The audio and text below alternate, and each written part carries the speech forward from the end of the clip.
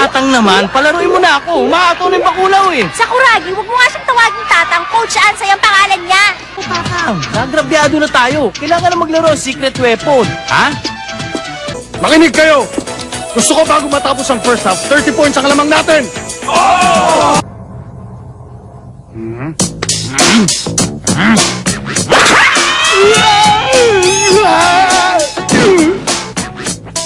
Bakit mo ginawa yun? How dare you! Referee! Referee! Richie, nagalit si Tatang dahil sa kalokohan mo, kaya ikaw dapat ang gumawa ng paraan. Kausapin mo na! Huwag mo nga akong tawagin, Michi, ha? Tsaka bakit tandaan tawag mo kay Coach Ansay? Sumusobra ka na! Wala kang galang! Bakit ba dikit ka ng dikit sa akin? May gusto ka sa akin, oh! Referee! Tingnan nyo, oh! Nakakapit na siya sa bewang ko! Dalawang tira ang gagawin ko. Oops, hindi ako pwedeng tumapak dyan. Ano, Michi? Basta sa may gilid mo ng ring patamain ng bola. Oo. Sa may gilid ng ring. Huminahon ka lang, henyo.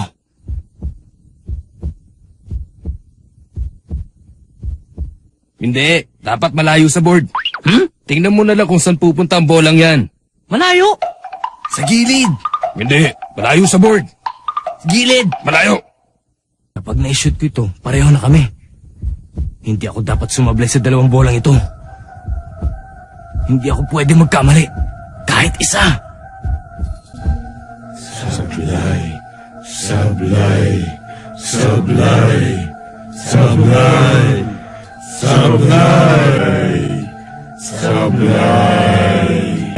Sa malayo. Sa may gilid lang. Saan ba talaga? Ano ba? Tigilan niyo na ako. Sablay, sablay, sablay, sablay. 5-second violation! Ikaw ha? Miyagi! Ano? Ba't hindi mo pinasa akin? May crush ka nung kay Rukawa, no? Aminin mo na! Crush mo! Crush mo! Crush mo! Crush mo! Crush mo ang hambog na yon! Sakuragi! Oo!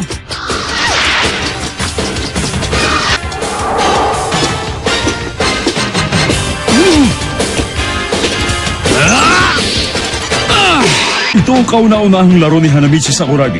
Ang tao nagsasabing henyo raw siya sa basketball.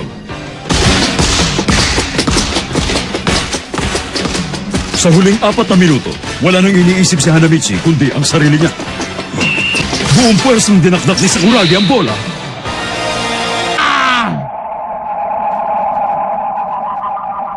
Ha? Sa ulo ni Naito.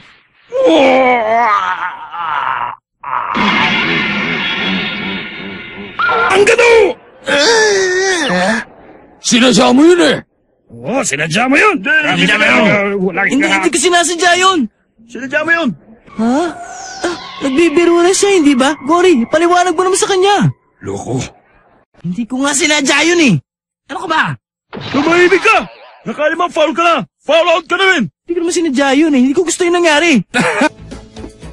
Hindi ko naman sinasadya yun eh. May gusto lang akong patunayan. Sa kanyang unang laro, walang nagawang punto si Hanamichi. At paglipas ng 16 minutes sa second half, na-foul out na siya.